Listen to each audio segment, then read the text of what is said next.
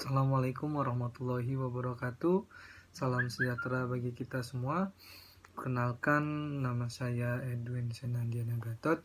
Saya adalah mahasiswa ilmu politik dari Universitas Muhammadiyah Jakarta.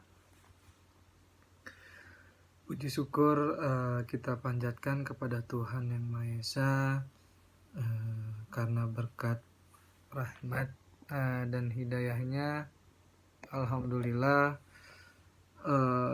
kita semua dapat diberikan nikmat iman dan nikmat yang sangat luar biasa di tengah pandemi COVID-19 ini. Salawat serta salam tak luput pula kita curahkan, kita hantunkan dan muliakan kepada junjungan kita Nabi Muhammad SAW, karena berkat perjuangan beliau kita semua dapat terbebas dari zaman jahiliyah, dan mudah-mudahan kita semua mendapatkan syafaatnya di yaumil akhir nanti.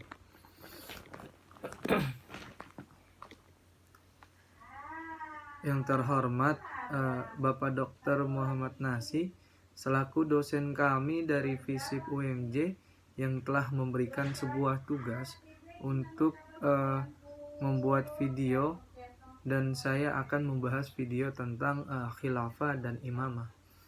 Jadi imamah ini adalah kepemimpinan. Imamah merupakan suatu yang harus ada dan jelas dalam rangka membina dan mengarahkan kepada masyarakat, kepada sesuatu yang menjadi tuntunan dalam kehidupan.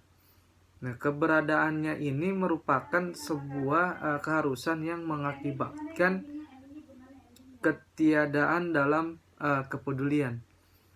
Nah, hal tersebut menyebabkan arah manusia jauh dari bimbingan jika dalam semua hal kehidupan manusia ini selalu diatur dan dituntun oleh syariat.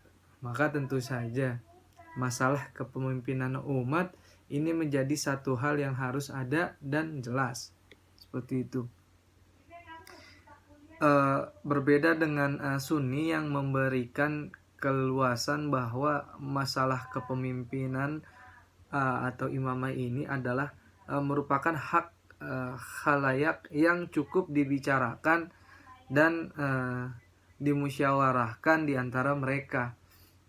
Maka Syiah berpandangan sebaliknya, yaitu masalah kepemimpinan atau imamah ini adalah hal pokok atau usuluddin. Tidak sempurnanya iman seseorang kecuali jika meyakininya, sehingga perlu kejelasan, dan ini harus berdasarkan kepada nas dan perlu campur tangan seseorang. Seorang imam gitu. Jadi dalam persoalan ini seseorang tidak diperkenalkan bertaklid pada orang tua, keluarga dan para pembimbingnya, namun harus memiliki argumentasi sebagai dalam masalah tauhid dan kenabian. Nah, imamah merupakan bahasa Arab yang berakar dari kata imam, atau kata imam sendiri berasal dari kata amma yang berarti menjadi ikutan.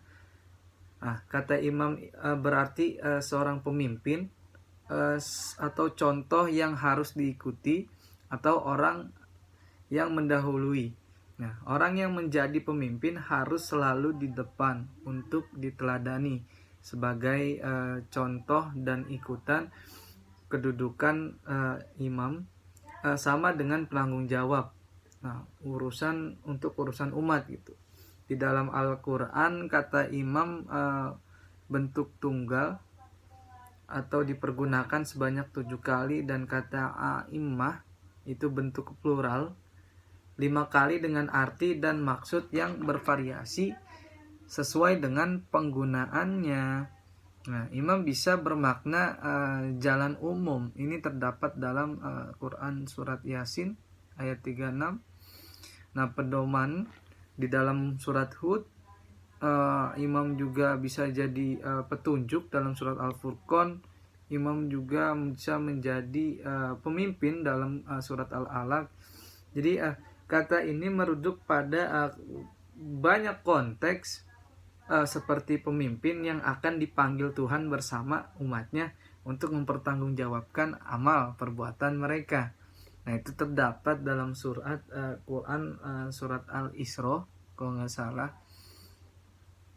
Dan pemimpin orang-orang kafir di dalam surat At-Taubah, pemimpin spiritual atau para rasul dengan dibekali wahyu untuk mengajak manusia mengerjakan kebajikan, mendirikan sholat, menunaikan zakat, yaitu Nabi Ibrahim, Nabi Ishak, dan Nabi Yakub.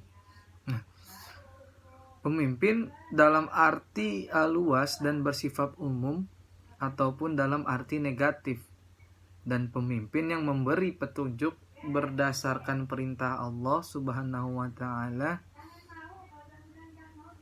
Jadi ungkapan tersebut menunjukkan bahwa kata imam yang berimamah yang berarti pemimpin bisa digunakan untuk beberapa maksud, yaitu dalam arti negatif bisa yang mengajak manusia kepada perbuatan maksiat, pemimpin alam martilois dan bersifat umum, dan pemimpin yang bersifat khusus, yakni pemimpin spiritual.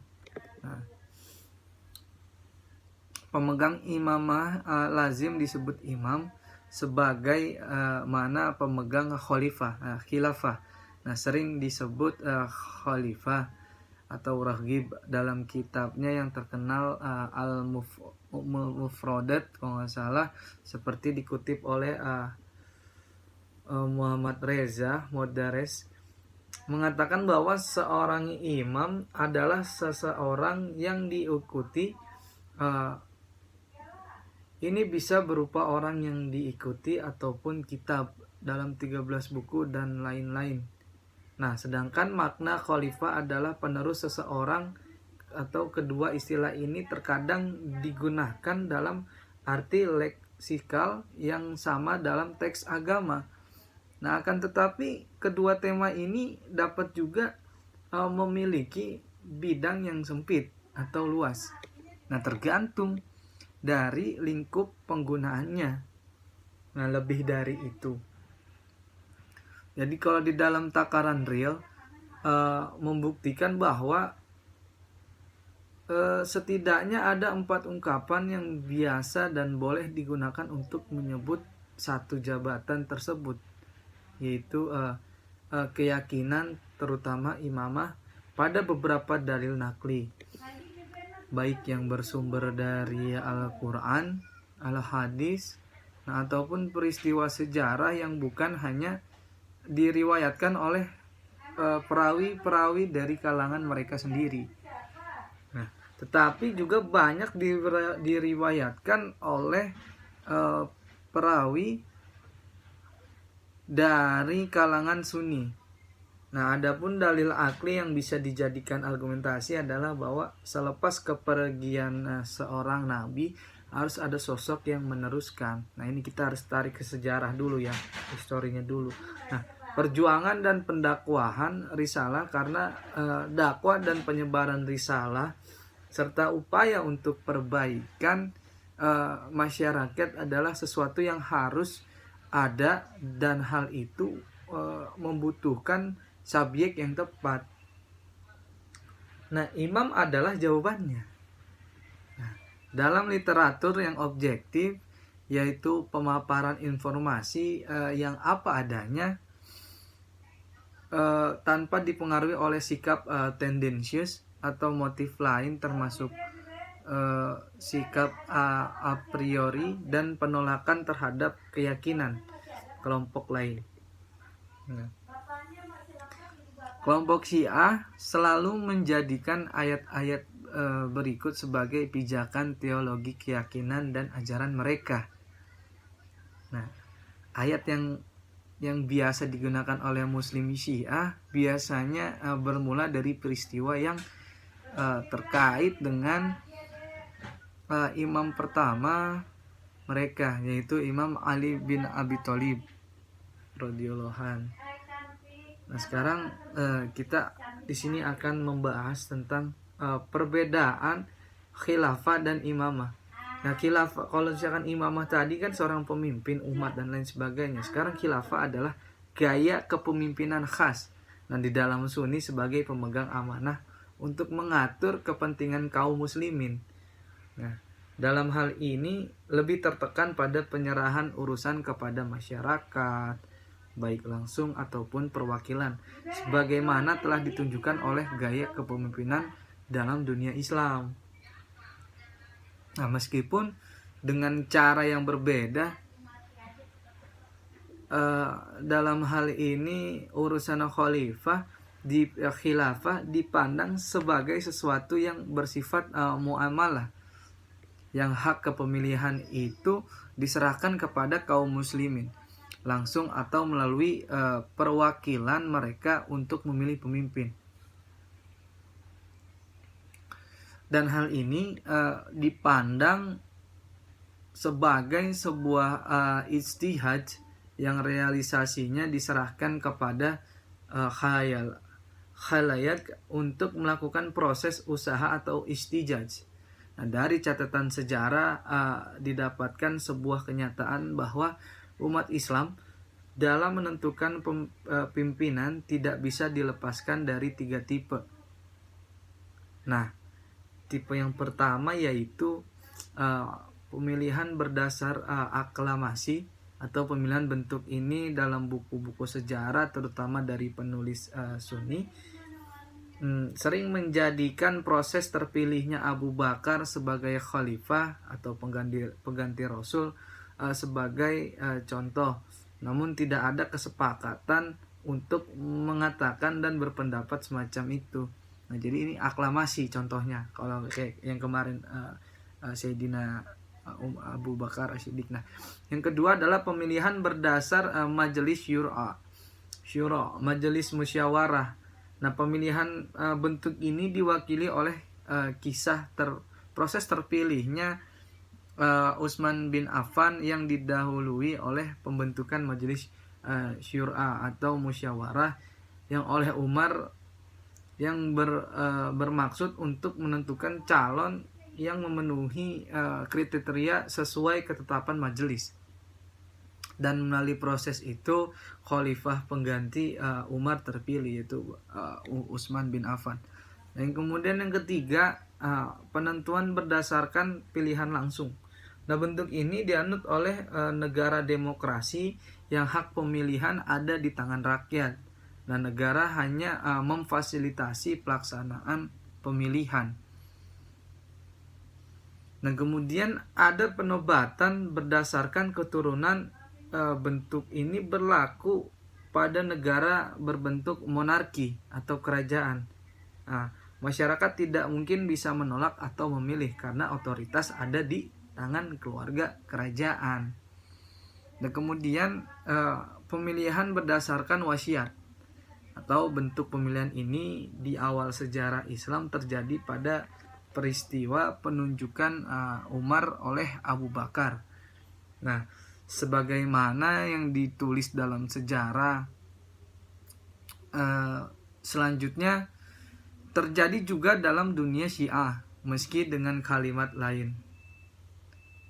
Nah, berbeda dengan Sunni, masalah imamah dalam Syiah adalah termasuk pokok urusan agama yang otoritas. Nah, pelaksanaannya diberikan oleh Tuhan kepada Nabi. Dengan demikian tidak mengherankan jika mereka berpendapat bahwa mustahil Nabi meninggalkan risalah ini tanpa menyerahkan panji-panji dakwah kepada orang yang dipilihnya gitu. Jadi mereka berkeyakinan bahwa sangat tidak masuk akal jika Nabi tidak mengatur masalah negara dan ketaatannya, bahkan menyerahkan sepenuhnya urusan ini kepada umat untuk mengurusnya, sedangkan urusannya sekecil apapun telah diberikan contoh melakukannya gitu.